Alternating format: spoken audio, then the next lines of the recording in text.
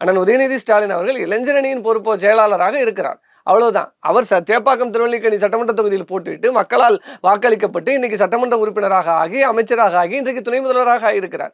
அப்ப மக்கள் வாக்களித்து வெற்றி பெற்றிருக்கிறார். ஆனா விஜய் இன்னும் களத்துக்கே வாக்களித்து எம்எல்ஏ ஆயிட்டாரு. ஆமா, மக்கள் வாக்களித்ததன் மூலியமாக துணை முதலமைச்சர் ஆயிட்டாரு. நான் என்ன சொல்றேன், அதுதான் சொல்றேன். ஃபண்டமெண்டலே புரியாம பேசுறீங்க. மக்கள் முதலமைச்சருக்கு வாக்களிக்கல, அதை முதல்ல தெரிஞ்சுங்க. மக்கள் யாரும் முதலமைச்சர்களுக்காக வாக்களிக்க போதில்ல. சட்டமன்ற உறுப்பினர் வேட்பாளர் இல்லாம இல்ல இல்ல, அதுதான் சொல்றேன்.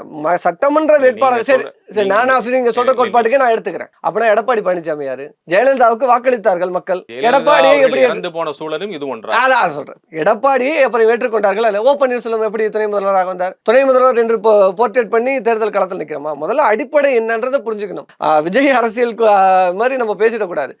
இங்க மக்களால் தேர்ந்தெடுக்கப்பட்டவர்கள் முதல்ல சட்டமன்ற உறுப்பினர்கள். சட்டமன்ற உறுப்பினர்களால் தேர்ந்தெடுக்கப்படுகிற நபர் முதலமைச்சராக பொறுப்பேற்கிறார். அதே போல சட்டமன்ற உறுப்பினர்களாக தேர்ந்தெடுக்கப்பட்டவர்களை அமைச்சர்களாக நியமனம் செய்வதற்கான அதிகாரம் முதலமைச்சருக்கு இருக்கிறது. இதன் அடிப்படையில தான் உதயநிதி அவர்கள் அமைச்சராகிறதும் இன்றைக்கு துணை முதலமைச்சராகவும் இந்த கிரைட்டீரியின் அடிப்படையில் தான். இது சட்டம் வரையறுக்கப்பட்டிருக்கு. இந்த ஸ்ட்ரக்சரே தெரியாம விஜய் பேசுறாரு. ஆமா பேசுறாரு. அதுதான் நீங்க புரிஞ்சுக்கணும். மன்னார் ஆட்சின்னு கோட் பண்றது அடிப்படை முட்டாள்தனம், அரசியல் அறிவிலித்தனம் அப்படிங்கறத வெளிப்பாடு.